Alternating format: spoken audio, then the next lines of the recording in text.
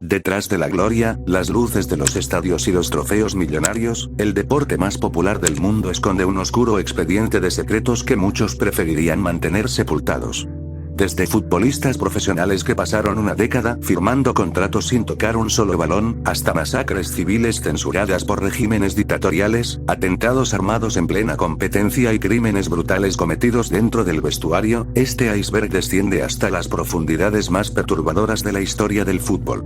Prepárate, porque las historias que estás por escuchar no aparecen en los libros de texto ni en los resúmenes de los canales deportivos oficiales. Estas son las anomalías forenses, los expedientes policiales y los secretos más macabros que transformaron la cancha de juego en un auténtico escenario de terror. Si este tipo de vídeos te gusta, por favor deja tu like y suscríbete a mi canal para no perderte mis siguientes icebergs, por favor. Recuerda que te puedo dejar saludos al final de mis vídeos, tú solo pídelo y yo con mucho gusto lo hago. Sin más por agregar, comencemos.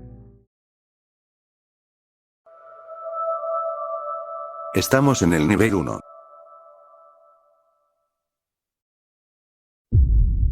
Escándalo del cachirulazo.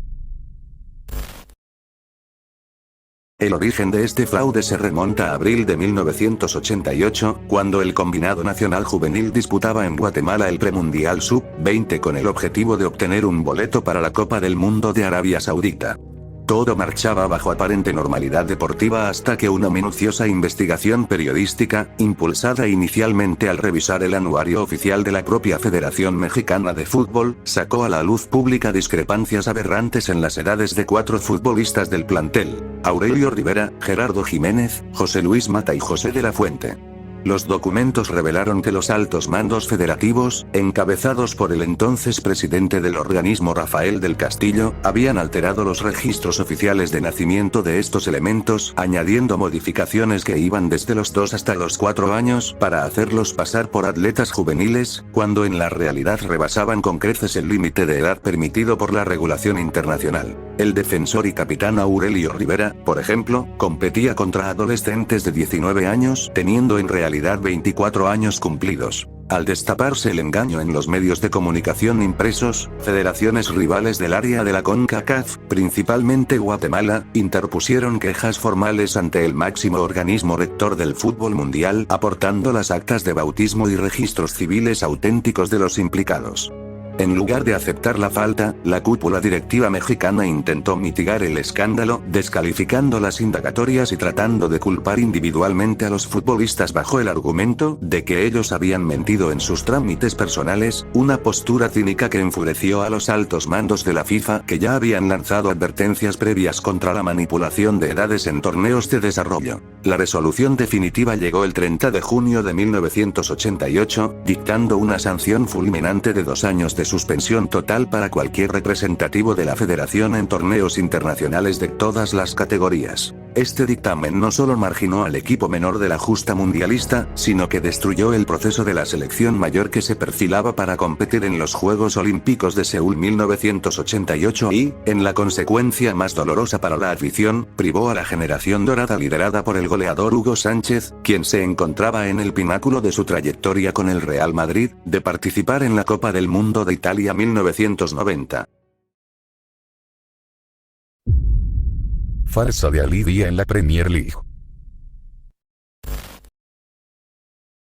Noviembre de 1996 quedó marcado en la historia de la Premier League inglesa por albergar uno de los engaños más audaces y surrealistas del deporte profesional, protagonizado por un ciudadano senegalés que hasta entonces solo había militado en ligas amateur de divisiones inferiores de Francia, Alemania y el fútbol regional de las Islas Británicas. El director técnico del Southampton Football Club, Graham Souness, recibió una misteriosa llamada telefónica de un individuo que se identificó falsamente como la leyenda del fútbol y entonces Balón de Oro, George Weah. Durante la conversación, el falso Weah le aseguró fervientemente al estratega que su primo, un habilidoso delantero internacional con Senegal llamado Ali Dia, se encontraba libre tras haber jugado en el Paris Saint-Germain y requería urgentemente una oportunidad para probarse en la máxima categoría del fútbol inglés. Convencido por la supuesta recomendación de una estrella mundial y presionado por una plaga de lesiones que mermaba a su plantilla en plena temporada, Souness tomó la precipitada decisión de hacerle firmar un contrato rápido por un mes sin someterlo a pruebas físicas rigurosas ni cotejar sus antecedentes con la federación de su país.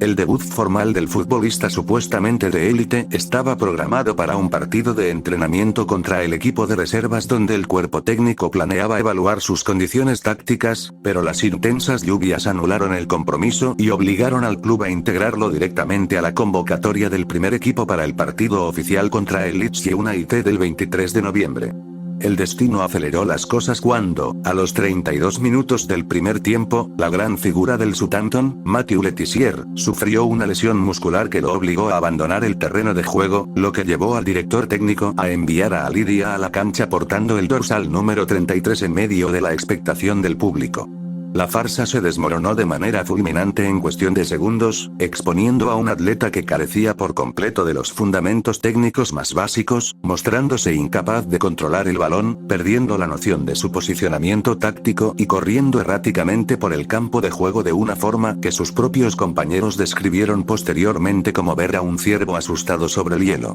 La paciencia del estratega se agotó a los 85 minutos del encuentro, cuando decidió retirarlo del campo para meter a Ken Monku, consumando la humillación pública de un jugador que fue sustituido tras haber entrado de cambio en su propio debut. El escándalo terminó de estallar a la mañana siguiente, cuando el futbolista no se presentó a la sesión de recuperación médica del club y abandonó sigilosamente las instalaciones del hotel donde se hospedaba, dejando una cuenta pendiente sin pagar y borrando todo rastro de su paradero. Investigaciones periodísticas posteriores revelaron que el verdadero George Weah jamás había realizado la llamada ni tenía conocimiento de la existencia del jugador, confirmando que todo fue un elaborado plan orquestado por un amigo de la Universidad de Día. El Southampton rescindió el contrato del delantero apenas 2 semanas después de su firma, inmortalizando este expediente en los anuarios británicos como el engaño más vergonzoso del fútbol moderno.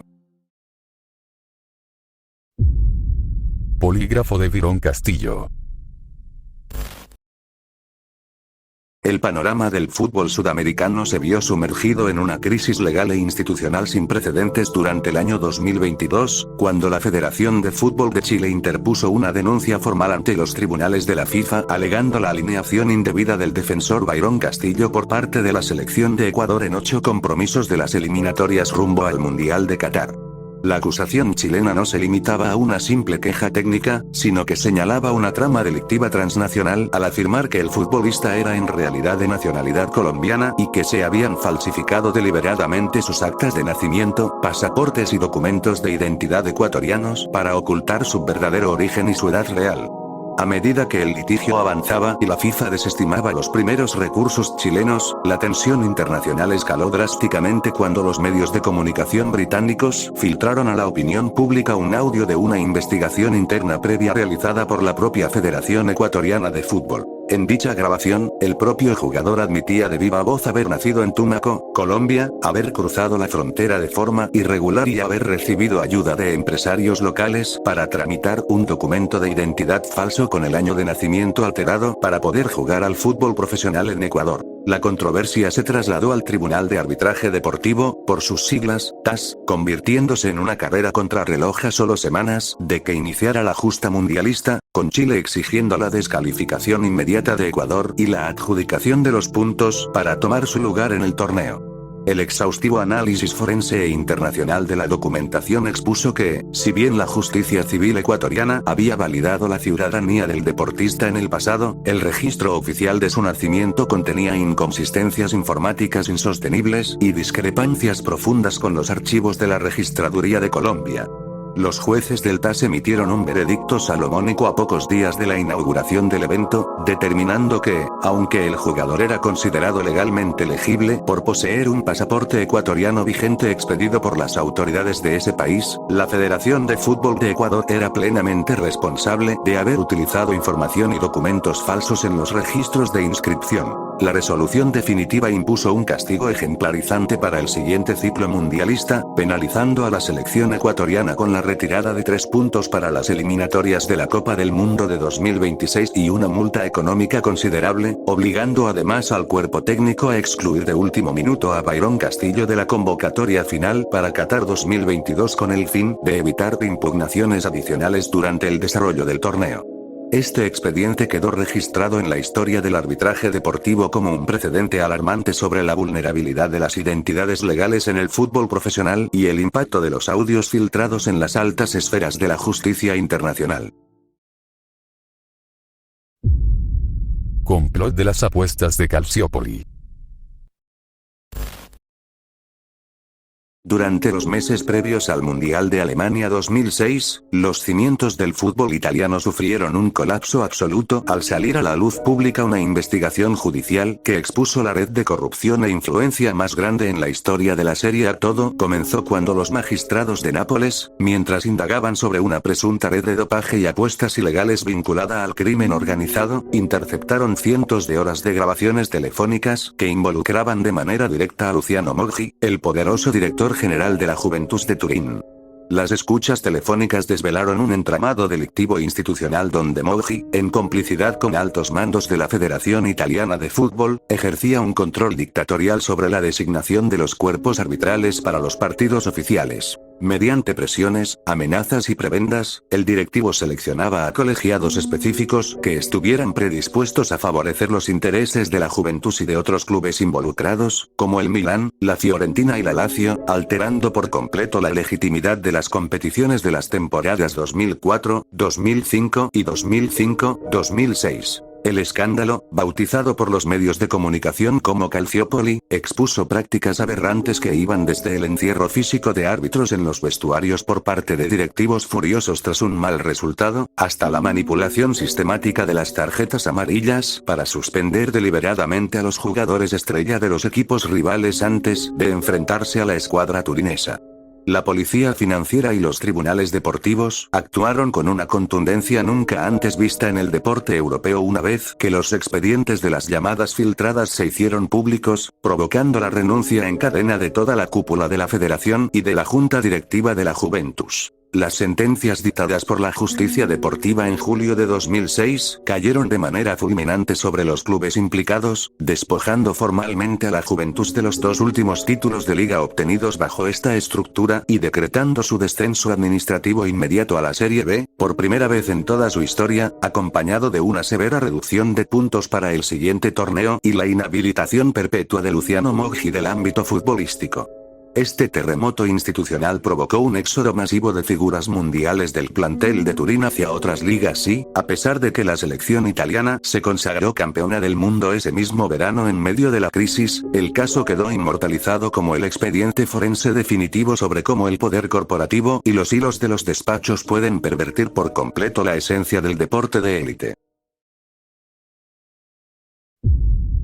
Misterio de la intoxicación del agua de Branco. Un episodio de presunto sabotaje químico alteró la histórica rivalidad del fútbol sudamericano el 24 de junio de 1990, en el Estadio de los Alpes en Turín, durante el partido de octavos de final de la Copa del Mundo entre las selecciones de Brasil y Argentina. Transcurría el primer tiempo cuando el juego se detuvo para que el cuerpo médico argentino atendiera a uno de sus futbolistas lesionados. En ese lapso de confusión, el lateral izquierdo brasileño, Claudio Ibrahim Bazleal, conocido mundialmente como Branco, se acercó a la línea de banda para hidratarse. El masajista del banquillo rival, Miguel Di Lorenzo, le proporcionó uno de los bidones de plástico de color azul que transportaba en su hielera.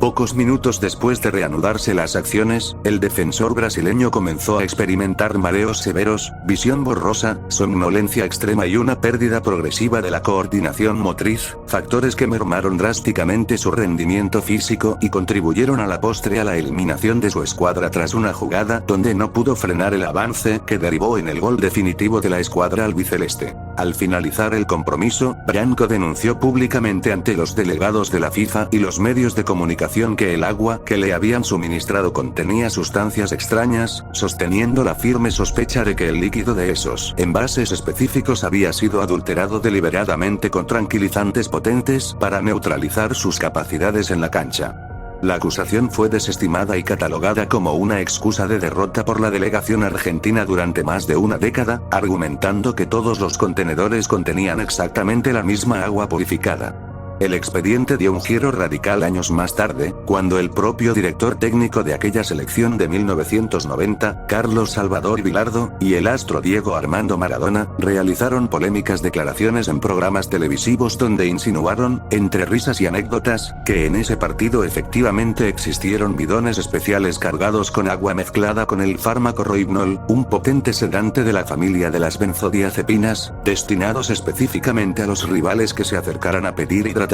A pesar de las revelaciones mediáticas y del reclamo formal que la Confederación Brasileña de Fútbol intentó promover ante el máximo organismo rector del balompié internacional para exigir sanciones retroactivas, el caso nunca avanzó en el terreno legal o penal debido a la ausencia de muestras biológicas o análisis toxicológicos forenses tomados al futbolista en la fecha exacta del suceso. Esta controversia permanece en los anales de las Copas del Mundo como uno de los misterios más indignantes de la competición, dividiendo las opiniones entre quienes lo consideran una leyenda urbana aderezada por la picardía deportiva y aquellos que lo señalan firmemente como un acto criminal de dopaje coercitivo que atentó directamente contra la integridad física de un atleta de alto rendimiento.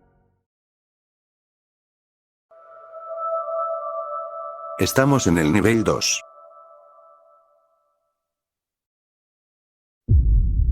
Motín de la selección francesa en Naïsna.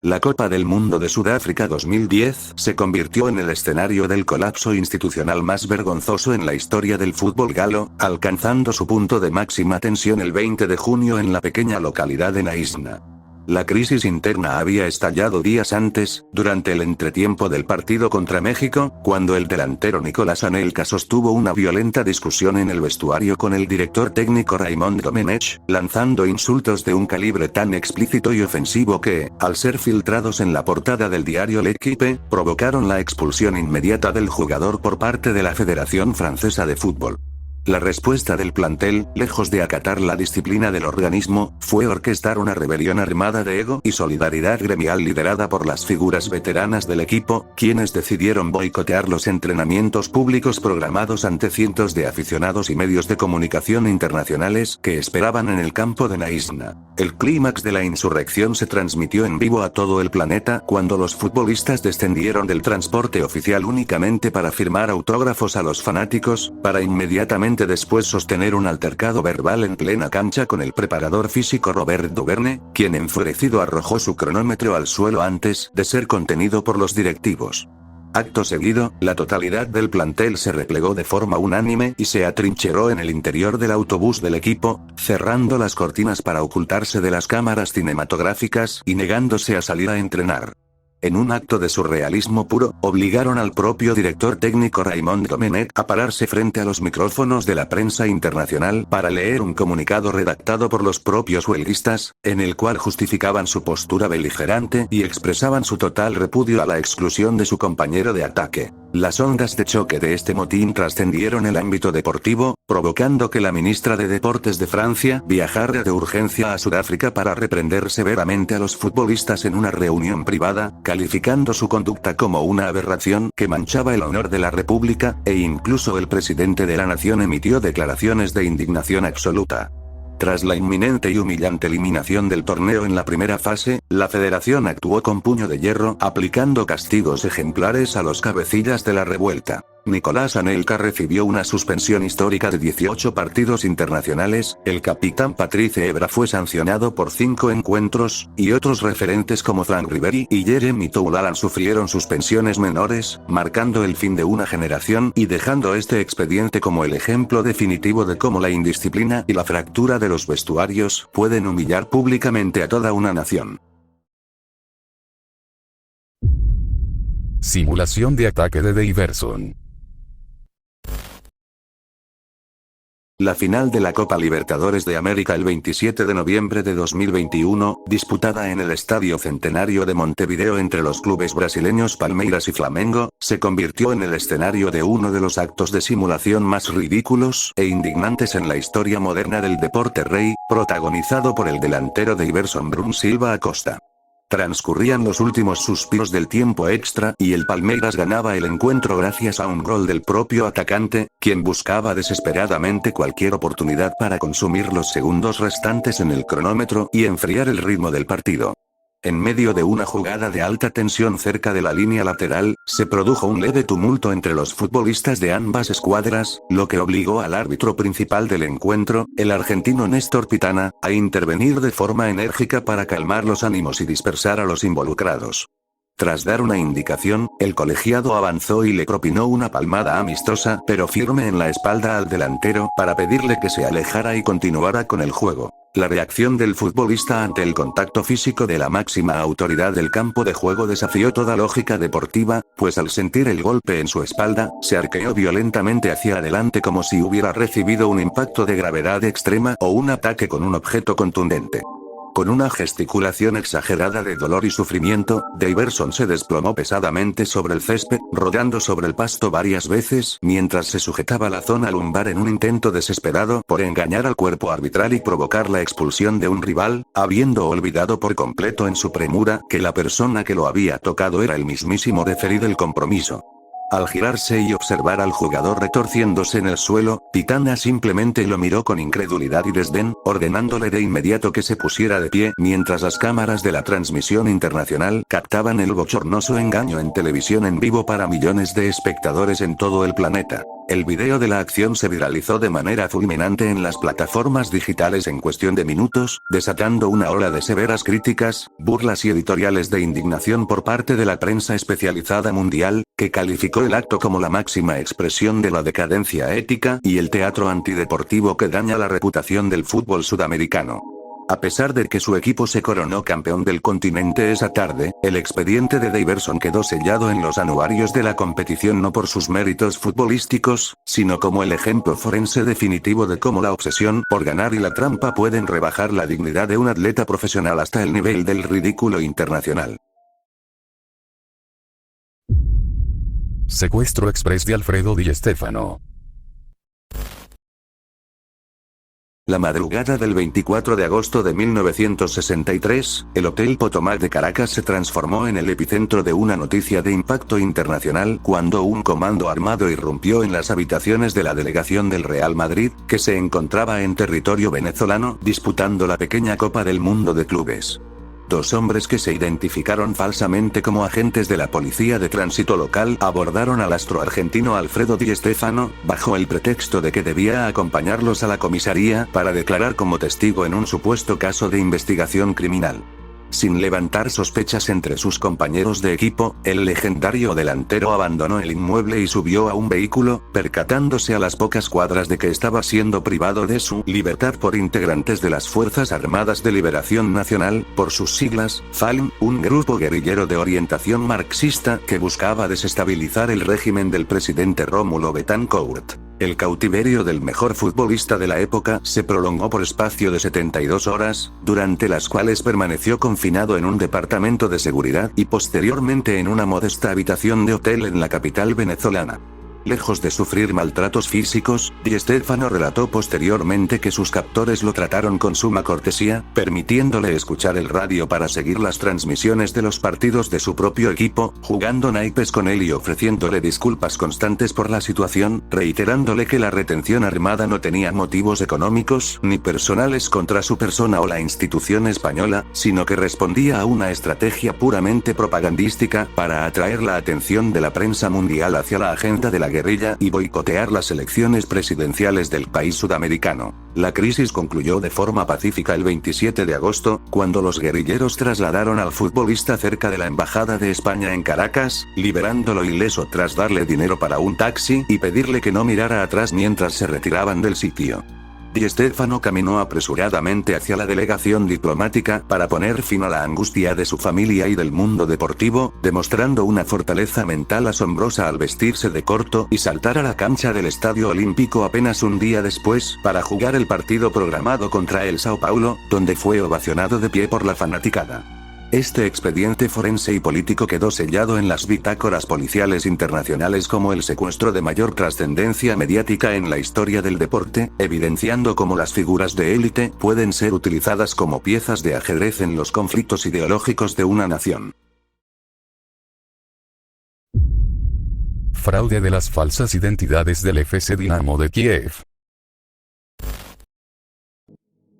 Un turbio entramado de corrupción institucional sacudió las altas esferas de la UEFA en septiembre de 1995, teniendo como escenario principal la capital ucraniana durante los días previos a un compromiso oficial de la Liga de Campeones entre el Dinamo de Kiev y el Panathinaikos de Grecia. El silbante internacional español, Antonio López Nieto, arribó al hotel de concentración designado por el club local para encabezar la terna arbitral, sin imaginar que se convertiría en el blanco de una operación de manipulación deportiva coordinada por los directivos de la escuadra anfitriona.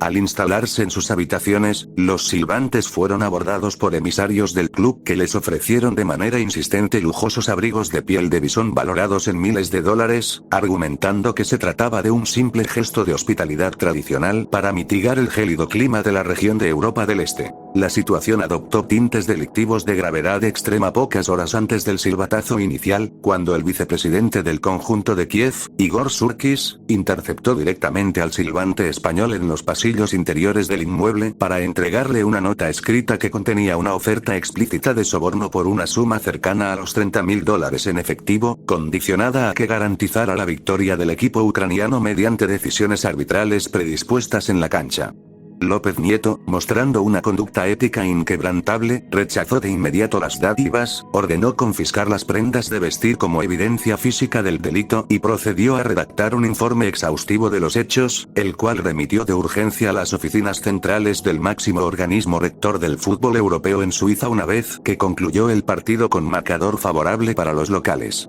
La respuesta de la Comisión Disciplinaria de la UEFA ante la gravedad del reporte forense fue contundente y fulminante, dictaminando la descalificación inmediata del Dinamo de Kiev del torneo continental en curso apenas una semana después de haberse disputado el juego, anulando su resultado y otorgando los puntos al rival griego. El castigo institucional incluyó una inhabilitación histórica que pretendía marginar al club de toda competencia internacional por un período de 3 años, junto con la expulsión de por vida de los directivos implicados en la entrega del dinero y los abrigos. Si bien la sanción deportiva al equipo fue reducida posteriormente tras apelaciones diplomáticas para no frenar el desarrollo de los futbolistas jóvenes, este expediente quedó registrado en los anales del arbitraje mundial como uno de los intentos de cohecho más descarados y burdos de los que se tenga constancia en el fútbol de élite.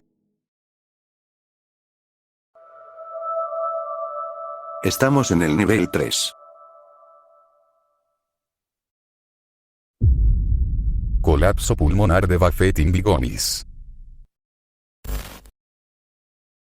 Un alarmante expediente clínico encendió las alertas de la comunidad médica internacional a lo largo de varios años, teniendo como protagonista al potente delantero francés Buffett in Bigonis, quien arrastraba un historial de desmayos repentinos que transformaron los terrenos de juego de la Ligue 1 y la Premier League en escenarios de auténtico terror psicológico. El primer gran incidente transmitido por televisión ocurrió en octubre de 2009, durante una sesión de entrenamiento con la selección nacional de Francia, cuando el futbolista se desplomó de forma súbita sobre el césped perdiendo el conocimiento por completo ante la mirada atónita de sus compañeros. Semanas más tarde, la escena se repitió de manera casi idéntica en un partido oficial con su club de entonces, el Olympique de Lyon, sembrando el pánico entre los aficionados que temían un desenlace fatal similar al de otros atletas que perdieron la vida por muerte súbita cardíaca. Exhaustivos exámenes médicos y análisis especializados realizados por cardiólogos de élite determinaron que el atacante padecía una condición diagnosticada como síncope vasovagal de origen idiopático, un trastorno neurológico y cardiovascular que provoca una caída drástica y repentina de la presión arterial y de la frecuencia cardíaca, privando momentáneamente al cerebro de una oxigenación adecuada. A pesar de la naturaleza escalofriante de las imágenes, donde se observaba al jugador caer rígido y con los ojos desorbitados, los especialistas dictaminaron de manera sorprendente que la anomalía no ponía en riesgo inmediato su vida ni afectaba la estructura de sus tejidos cardíacos, otorgándole la autorización legal para continuar ejerciendo su carrera profesional bajo un estricto monitoreo preventivo. El episodio de mayor impacto mediático global se suscitó el 4 de marzo de 2015 en el estadio White Hart Lane de Londres, cuando Gomis, portando la camiseta del Swansea City, cayó fulminado sobre el pasto a los pocos minutos de iniciado el encuentro contra el Tottenham Hotspur, requiriendo la entrada urgente de paramédicos provistos de máscaras de oxígeno y desfibriladores externos en medio de un silencio sepulcral en las tribunas. Este historial médico quedó registrado en las bitácoras del deporte de élite como un caso excepcional de resiliencia física, donde un atleta de alto rendimiento compitió al más alto nivel continental desafiando una condición clínica que, en cada recaída en vivo, generaba un profundo sentimiento de malestar y pavor en el espectador. Secuestro de Kini. La noche del 1 de marzo de 1981, la sociedad española y el mundo del deporte se sumergieron en un estado de conmoción absoluta tras la desaparición forzada de Enrique Castro Quini, el delantero estrella del Fútbol Club Barcelona, quien fue abordado por 3 individuos armados al salir del estadio Camp Nou después de firmar una destacada actuación con 2 anotaciones frente al Hércules de Alicante. Los criminales, que resultaron ser mecánicos desempleados que actuaban por motivos puramente económicos ante la crisis de la época, interceptaron el vehículo del futbolista y lo obligaron a subir a una furgoneta para trasladarlo bajo amenazas a la ciudad de Zaragoza. Allí lo confinaron en un zulo subterráneo, un sótano húmedo, oscuro y carente de las condiciones más básicas de habitabilidad, donde el atleta permaneció privado de su libertad durante un prolongado período de 25 días con sus noches. La noticia paralizó por completo el desarrollo de la Liga del Fútbol Ibérico, sumiendo al plantel catalán en una profunda crisis psicológica y deportiva, al grado de que sus compañeros de equipo, encabezados por la figura de Bernd Schuster, se negaron inicialmente a jugar los siguientes compromisos oficiales si no se garantizaba la seguridad del delantero, lo que derivó en la pérdida de puntos clave que terminaron costándole el campeonato liguero a la institución azulgrana. Los captores exigieron un rescate estratosférico de aproximadamente 350 millones de pesetas a través de llamadas telefónicas anónimas realizadas a la directiva del club y a la familia del jugador, instruyendo que el dinero debía ser depositado en una cuenta bancaria abierta en Suiza para facilitar la huida de los delincuentes. La resolución del expediente se logró gracias a una operación conjunta y coordinada entre las fuerzas policiales de España y Suiza, quienes rastrearon minuciosamente los movimientos de la cuenta bancaria helvética hasta que uno de los implicados acudió a una ventanilla en Ginebra a retirar una suma en efectivo, lo que permitió su detención inmediata y la posterior confesión de la ubicación exacta del cautiverio. El 25 de marzo, un comando del Cuerpo Superior de Policía asaltó el taller mecánico en Zaragoza y liberó a Quini ileso en términos físicos, aunque con un evidente desgaste emocional. En un giro sorprendente que conmovió a la opinión pública, el futbolista otorgó el perdón cristiano a sus captores durante el juicio forense y retiró la acusación civil por daños y perjuicios, argumentando que eran personas desesperadas por la falta de empleo, dejando este expediente sellado en las bitácoras policiales europeas como el rapto de mayor impacto social en la historia del fútbol moderno. Agresión de los ultras al Sporting de Lisboa. Un panorama de terror absoluto se apoderó de la ciudad deportiva de Alcochete el 15 de mayo de 2018, cuando una facción de aproximadamente 50 integrantes del grupo radical de aficionados Juventud de Leonina irrumpió de forma violenta en las instalaciones privadas de entrenamiento del Sporting de Club de Portugal. Los agresores, que llevaban los rostros cubiertos con pasamontañas y camisetas para evitar ser identificados por las cámaras de seguridad, forzaron los accesos del complejo y encendieron artefactos pirotécnicos para sembrar el caos antes de dirigirse directamente a la zona de los vestuarios, donde el primer equipo se preparaba para una sesión tras haber quedado fuera de los puestos de clasificación a la Liga de Campeones.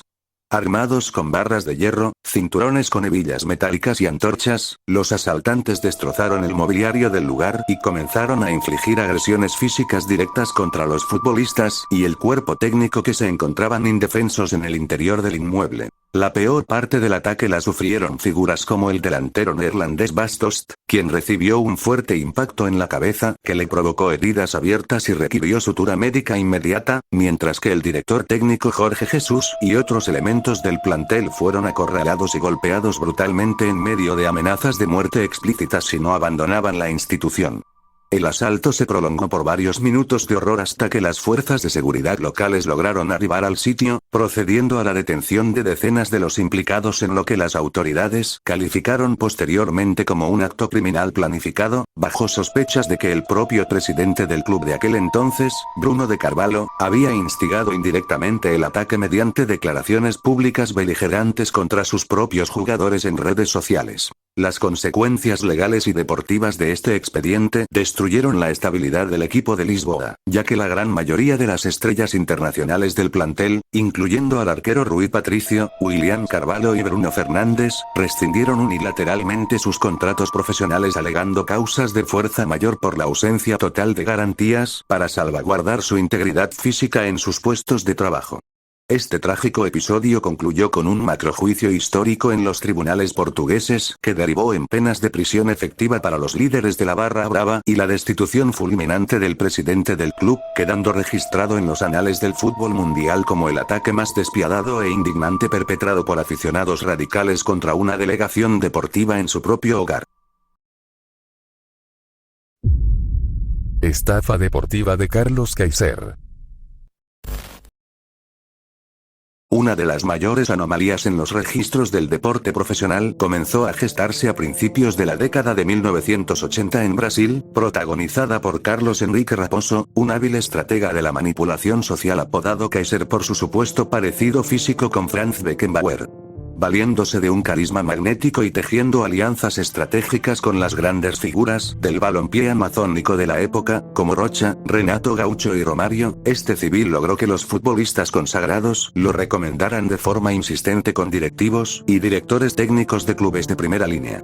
A través de este mecanismo de presión social y falsificando vídeos con supuestas jugadas de su autoría recopiladas de ligas menores, consiguió firmar contratos profesionales con instituciones de gran prestigio como Botafogo, Flamengo, Fluminense, Vasco da Gama e incluso el Puebla de México, bajo la premisa de que era un delantero centro letal que solo necesitaba un período corto de acondicionamiento físico. El verdadero ingenio del fraude radicaba en su metodología para eludir la competencia real una vez dentro de las plantillas, ya que el individuo carecía por completo de las capacidades técnicas más elementales para disputar un partido de fútbol. Al integrarse a los entrenamientos grupales, en la primera jugada donde debía impactar el balón, fingía dolores extremos sujetándose los músculos isquiotibiales y alegando desgarros musculares crónicos imposibles de detectar con precisión mediante la tecnología médica de la época. Para hacer más creíble el engaño, utilizaba teléfonos celulares de utilería, un objeto de lujo sumamente exclusivo en aquel entonces, para simular conversaciones en inglés con supuestos visores de clubes europeos que buscaban sus servicios, incrementando artificialmente su valor de mercado ante las directivas. En los entrenamientos más exigentes, recurría al extremo de pagarle discretamente a los futbolistas de las fuerzas juveniles para que le propinaran golpes arteros durante las prácticas, obteniendo así una justificación física real ante el cuerpo médico para ingresar de inmediato al departamento de rehabilitación por varias semanas más. La anécdota cumbre que consolidó su expediente de impunidad ocurrió mientras militaba en el Club Bangu, cuando el excéntrico dueño de la institución, un poderoso jefe de apuestas ilegales, le ordenó saltar a la cancha en los últimos minutos de un partido donde su equipo iba perdiendo. Al verse acorralado y sabiendo que su farsa quedaría expuesta al tocar el césped, Kaiser divisó a un grupo de aficionados rivales que insultaban a la directiva cerca de la reja, cruzó la línea lateral y se lió a golpes con ellos en la tribuna, provocando que el árbitro le mostrara la tarjeta roja antes de ingresar formalmente al partido. Al llegar al vestuario, le argumentó al enfurecido propietario que los fanáticos estaban agrediendo la honra de su directiva y que él los había defendido como a un padre, una astuta mentira que no solo evitó su despido, sino que le valió una renovación de contrato por 6 meses adicionales. Este historial de engaño sistemático se prolongó por más de 10 años sin que el personaje disputara un solo minuto completo en un juego oficial, quedando registrado en las bitácoras forenses del deporte como la farsa más prolongada y perfecta del fútbol mundial. Batalla campal de Santiago. El 2 de junio de 1962, el Estadio Nacional de Santiago de Chile fue el escenario del encuentro más violento y hostil en la historia de las Copas del Mundo, un partido correspondiente a la fase de grupos entre la selección anfitriona e Italia que la prensa internacional bautizó de inmediato como la Batalla de Santiago. La tensión extrema se había sembrado semanas antes en los despachos periodísticos, luego de que dos corresponsales italianos publicaran crónicas despectivas sobre la capital chilena, describiéndola como un páramo subdesarrollado y sumido en la miseria tras el devastador terremoto de Valdivia de 1960. Estos escritos enfurecieron a la opinión pública local y transformaron el compromiso deportivo en una cuestión de honor nacionalista.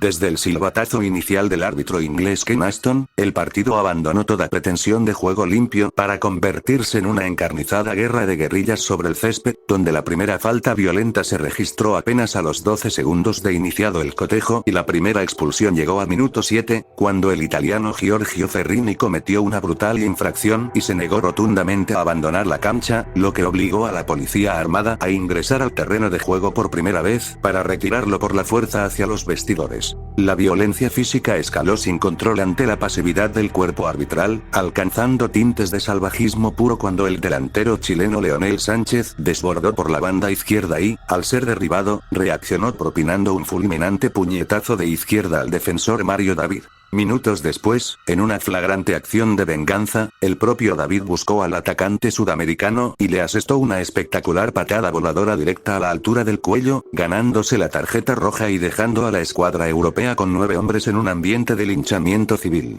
Lejos de apaciguar los ánimos, el canibalismo deportivo continuó en cada sector del campo y el propio Leonel Sánchez, hijo de un boxeador profesional, volvió a emplear los puños para romperle el tabique nasal de un directo de izquierda al mediocampista Humberto Maschio, una fractura forense que se suscitó a la vista de todos, pero que no fue sancionada por el colegiado. El cuerpo de carabineros chilenos tuvo que irrumpir de urgencia en el rectángulo verde en un total de 4 ocasiones distintas a lo largo de los 90 minutos para separar las brutales grescas colectivas, proteger la integridad de los jueces de línea y contener los conatos de bronca que amenazaban con desbocarse hacia las tribunas sobrepobladas. Chile terminó ganando el partido por 2-0, pero el resultado quedó relegado a una simple nota al pie ante el repudio globalizado por la barbarie exhibida en televisión. Cuando la cadena británica BBC transmitió las imágenes del juego días después, el célebre presentador David Coleman introdujo la grabación, describiéndola como la exhibición de fútbol más estúpida, espantosa y repugnante en la historia del deporte. Este expediente quedó sellado en las bitácoras forenses de la FIFA como el catalizador definitivo que obligó a los altos mandos del arbitraje a diseñar e implementar el sistema de tarjetas amarillas y rojas para el Mundial de 1970, buscando frenar la impunidad de la agresión física en la cancha. Estamos en el nivel 4.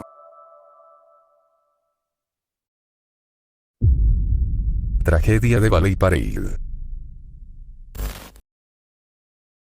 El 11 de mayo de 1985, el estadio de Valley Parade en Bradford, Inglaterra, se convirtió en el escenario de una de las peores catástrofes en la historia del deporte británico. Un devastador incendio consumió por completo la tribuna principal de madera en un lapso de menos de 4 minutos, durante un partido de la Third Division entre el Bradford City y el Lincoln City. El siniestro se originó en los minutos finales del primer tiempo debido a una negligencia humana fatal, presuntamente cuando un espectador arrojó una colilla de cigarrillo mal apagada. Esta cayó a través de los huecos de las gradas de madera hacia un depósito inferior donde se acumulaba basura, hojarasca y restos de envases plásticos desde hacía más de 20 años. Alimentadas por el viento y la estructura de madera tratada con alquitrán y resinas altamente inflamables, las llamas rompieron la superficie del suelo de forma repentina y se propagaron con una velocidad forense aterradora. El incendio generó un denso humo negro y un calor tan extremo que el techo del recinto comenzó a derretirse y a colapsar sobre la multitud en pánico.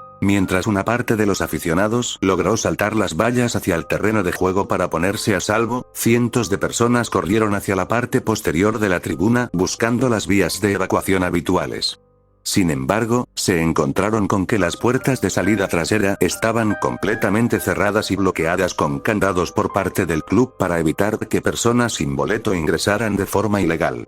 Esto transformó el pasillo en una trampa mortal donde 56 personas perdieron la vida por asfixia y quemaduras, y más de 260 resultaron con heridas de gravedad severa. Este expediente clínico y policial, transmitido en vivo por televisión debido a la cobertura del partido, conmocionó al Reino Unido y obligó a una reestructuración absoluta de la legislación de espectáculos públicos mediante el informe Popplewell.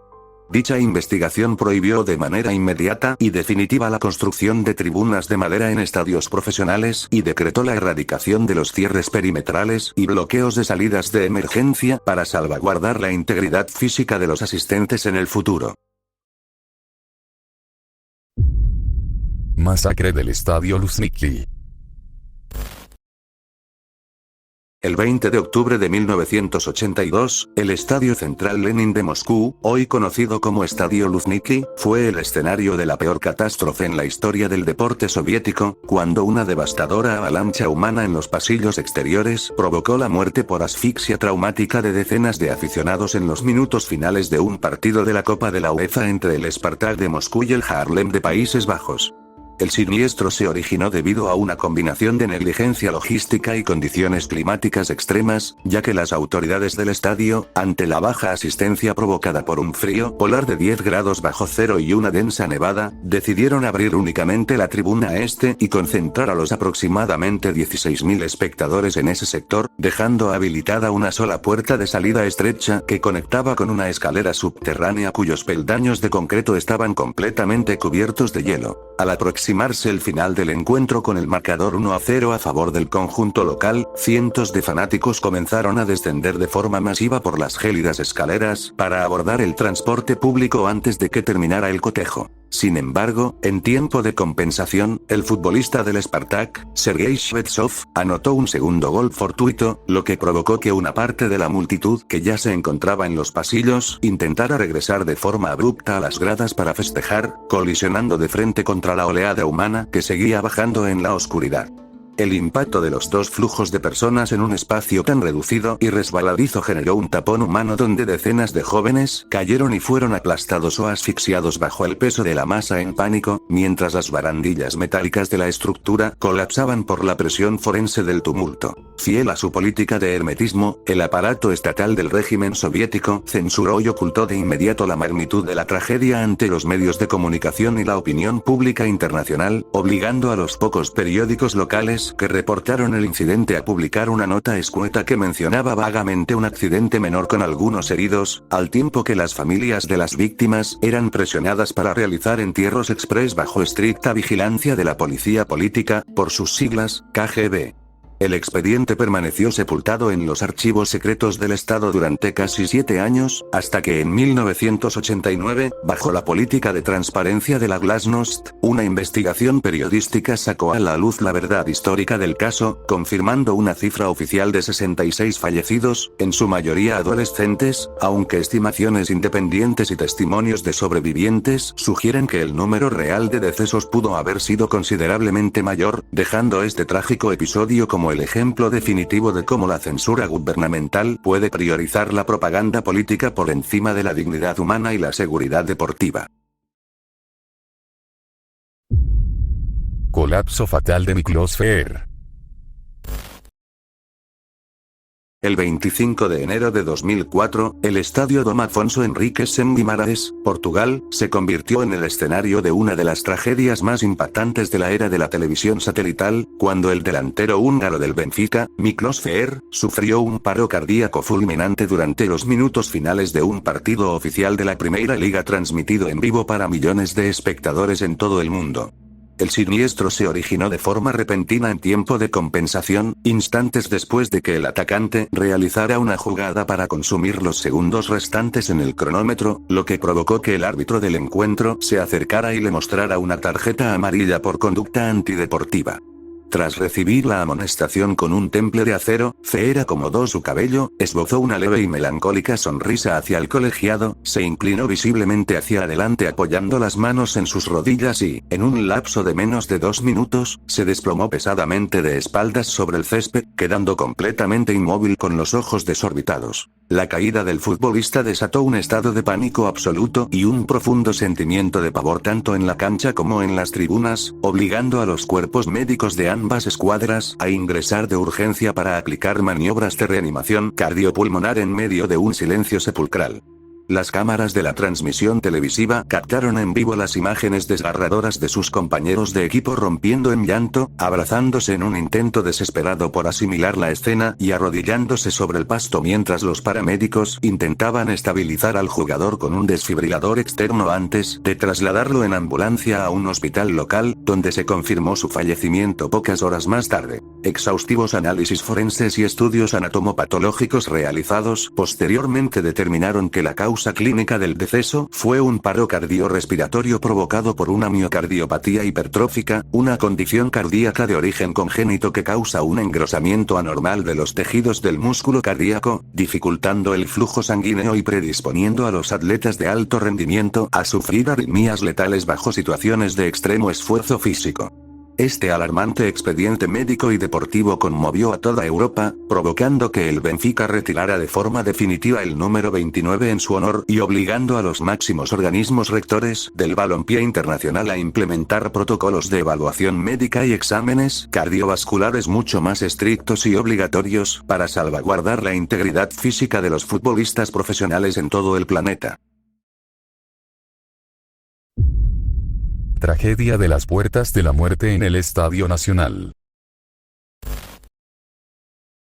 El 24 de mayo de 1964, el Estadio Nacional de Lima se transformó en el escenario del desastre más mortífero y trágico en la historia del balompié mundial, cuando una serie de decisiones policiales erróneas provocaron una estampida humana que dejó un saldo oficial de 328 fallecidos y miles de heridos durante un partido clasificatorio para los Juegos Olímpicos entre las selecciones de Perú y Argentina. El siniestro se originó en los minutos finales del encuentro, cuando el árbitro uruguayo Ángel Eduardo Pazos anuló de forma polémica el gol del empate para la escuadra local, desatando la furia de las tribunas sobrepobladas por más de 45,000 espectadores. Esto motivó que un aficionado apodado Bomba y otro sujeto saltaran las vallas de contención para agredir físicamente al silbante en la cancha. La respuesta del cuerpo policial comandado por el comandante Jorge de Azambuja ante la invasión de cancha fue desproporcionada y fatal, ya que las fuerzas del orden procedieron a lanzar decenas de bombas de gas lacrimógeno directamente hacia las graderías de la tribuna norte en lugar de contener a los intrusos, generando una inmensa cortina de humo asfixiante que desató una oleada de pánico absoluto entre las familias que se encontraban atrapadas en las zonas altas.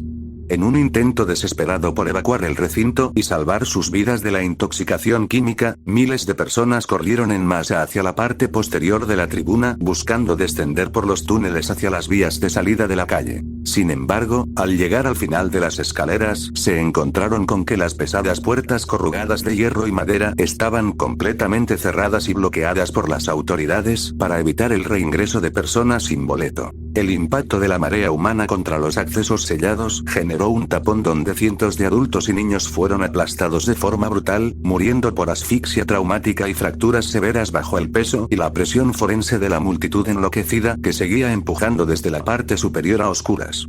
La indignación social por la matanza civil se trasladó a las calles de Lima, donde se registraron disturbios masivos, incendios de vehículos y enfrentamientos armados contra las comisarías, lo que obligó al gobierno peruano a decretar el estado de sitio en todo el territorio nacional y suspender las garantías individuales por varias semanas. Este alarmante expediente político y policial culminó con la condena a prisión del comandante responsable por negligencia criminal y obligó a una reestructuración absoluta de las normativas de seguridad en estadios a nivel global, dictaminando que las puertas de salida trasera de cualquier recinto deportivo deben permanecer abiertas de forma obligatoria durante la totalidad del espectáculo para salvaguardar la integridad física de los asistentes.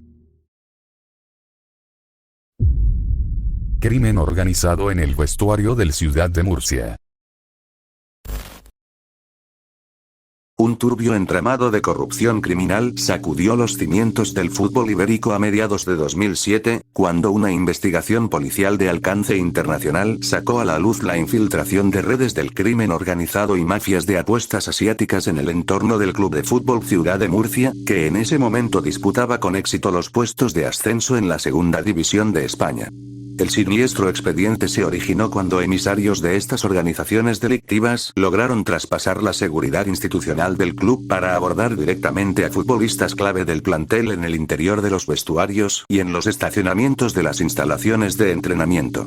Mediante el uso de armas de fuego cortas y agresiones verbales explícitas, los delincuentes ejercieron un mecanismo de extorsión y amenazas de muerte directas contra los atletas y sus familias, exigiéndoles alterar el rendimiento deportivo en la cancha para forzar la pérdida de compromisos oficiales específicos y asegurar así ganancias multimillonarias en portales de apuestas clandestinas. La gravedad del acoso generó un profundo estado de pánico psicológico y un clima de terror absoluto en el seno de la plantilla, provocando que varios futbolistas jugaran bajo una presión forense intolerable al verse obligados a cometer errores deliberados o simular lesiones físicas para no despertar sospechas en el cuerpo técnico ni en la opinión pública. La situación terminó por fracturar la estabilidad del equipo en el último tramo del campeonato, derivando en resultados deportivos incomprensibles que truncaron de forma abrupta el sueño del ascenso a la máxima categoría, al tiempo que algunos jugadores decidieron romper el silencio y presentar denuncias anónimas ante las autoridades judiciales por temor a represalias violentas en sus domicilios particulares. La intervención de la Policía Nacional y de los juzgados locales desató un escándalo mediático sin precedentes que aceleró la desaparición del club, cuya franquicia fue vendida y trasladada de región ese mismo verano debido a la quiebra financiera y al daño irreparable en su reputación institucional.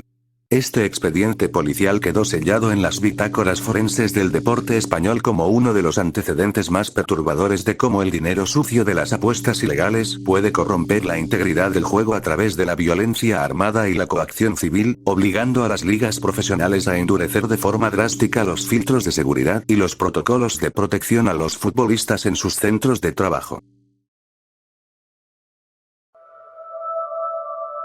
Estamos en el nivel 5. Fusilamiento de la selección de Togo.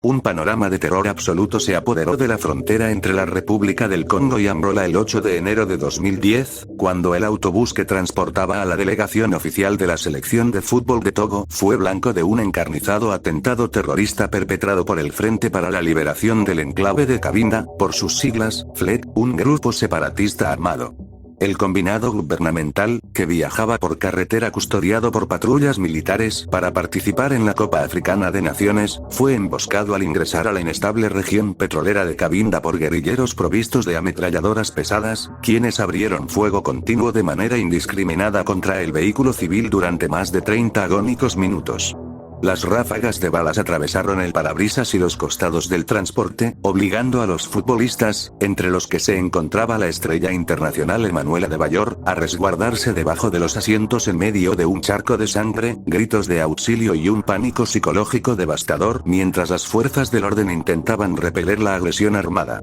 Las consecuencias de la balacera civil resultaron fatales, cobrando de inmediato la vida del chofer del autobús de origen angoleño, además de provocar lesiones físicas de gravedad extrema al entrenador asistente Amele Teavalo y al jefe de prensa Stanoklo, quienes perdieron la vida horas más tarde en un hospital local debido a los impactos de bala recibidos en órganos vitales. Asimismo, el guardameta suplente Kotjobio Bilale sufrió heridas severas en la región lumbar que requirieron intervenciones quirúrgicas de urgencia en Sudáfrica y truncaron definitivamente su carrera en el fútbol profesional. Ante la magnitud de la tragedia forense y la falta de garantías mínimas para salvaguardar la integridad física de la delegación, el gobierno de Togo ordenó el retiro inmediato del equipo de la competencia continental y decretó 3 días de luto nacional, mientras que los organismos deportivos internacionales se vieron envueltos en una fuerte controversia por mantener el desarrollo del torneo en una zona de alto conflicto geopolítico. Este alarmante expediente policial y humanitario quedó registrado en las bitácoras del terrorismo internacional como como uno de los ataques más despiadados y traumáticos perpetrados contra atletas de élite en la historia moderna, evidenciando cómo el deporte puede ser instrumentalizado como un altavoz mediático por células delictivas y movimientos armados en sus disputas de soberanía contra el aparato estatal. Secuestro y asesinato de Daniel Correa Freitas.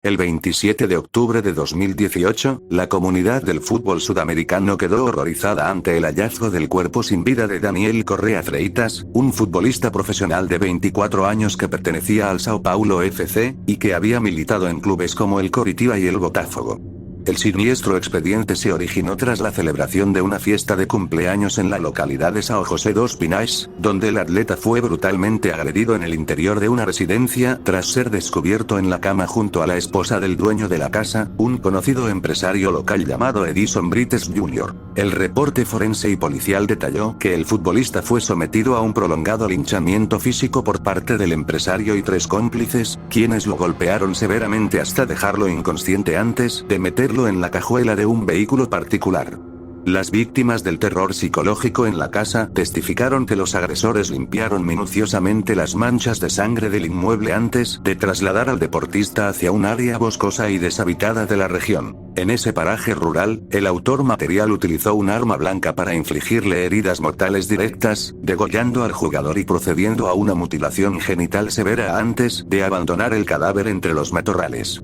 La investigación de la Policía Civil y los peritos ministeriales permitió la captura rápida de la familia Brites y sus colaboradores mediante el rastreo de llamadas y testimonios clave, culminando en un macrojuicio histórico en 2024 donde el principal sospechoso recibió una condena penal de más de 42 años de prisión efectiva por homicidio calificado, ocultación de cadáver y coacción de testigos, sellando este caso como uno de los crímenes más pasionales y brutales cometidos en el entorno del deporte moderno.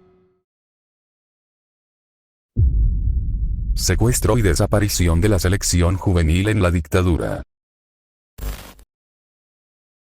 Un sombrío y doloroso expediente clasificado de la historia contemporánea de América Latina documenta las acciones represivas perpetradas durante el régimen militar de la última dictadura autodenominada Proceso de Reorganización Nacional en Argentina, específicamente durante el año 1977. En este período de terrorismo de Estado, las Fuerzas Armadas y los grupos de tareas militares ejecutaron la detención ilegal, tortura y desaparición forzada de un grupo de jóvenes futbolistas pertenecientes a las divisiones inferiores y equipos juveniles de clubes de la zona norte de Buenos Aires, entre ellos un caso emblemático que afectó a la categoría juvenil del Club Defensores de Belgrano y a otros atletas de ligas regionales. La reconstrucción de los hechos delictivos realizada años más tarde por los organismos de derechos humanos y la Comisión Nacional sobre la Desaparición de Personas, por sus siglas, CONADEP, reveló un panorama de terror psicológico absoluto, detallando cómo estos deportistas civiles de escasos 16 a 18 años fueron arrancados por la fuerza de sus hogares o interceptados al salir de sus entrenamientos institucionales por comandos armados vestidos de civil. Las víctimas fueron trasladadas con los ojos vendados hacia centros clandestinos de detención, como la Escuela de Mecánica de la Armada, por sus siglas, ESMA, y el Circuito de Campos Ilegales de la provincia de Buenos Aires, bajo sospechas infundadas del aparato de inteligencia militar que vinculaba de forma arbitraria la militancia en centros de estudiantes estudiantiles o actividades de asistencia social en barrios vulnerables con células de resistencia política subversiva. En el interior de estos complejos de detención secreta, los jóvenes futbolistas permanecieron confinados en condiciones inhumanas, desprovistos de su identidad civil y sometidos a brutales sesiones de agresión física directa y tortura mediante el uso de picanas eléctricas con la finalidad de obtener confesiones forzadas sobre sus círculos de amigos de la escuela o del club.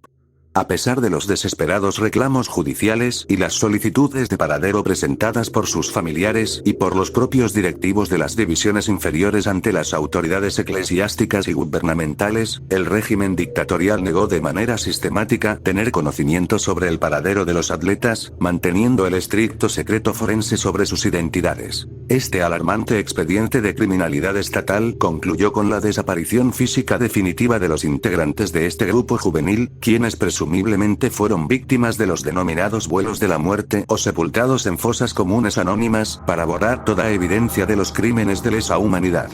Este trágico episodio quedó registrado en las bitácoras forenses y en los anales del deporte sudamericano como el recordatorio más crudo de cómo la violencia de una dictadura militar puede truncar de forma irreversible la vida y el futuro de jóvenes deportistas inocentes, obligando a las instituciones del fútbol argentino en la era moderna a realizar un profundo proceso de memoria histórica y restitución de las actas de socios de aquellos atletas a quienes el terrorismo de Estado les quitó la vida.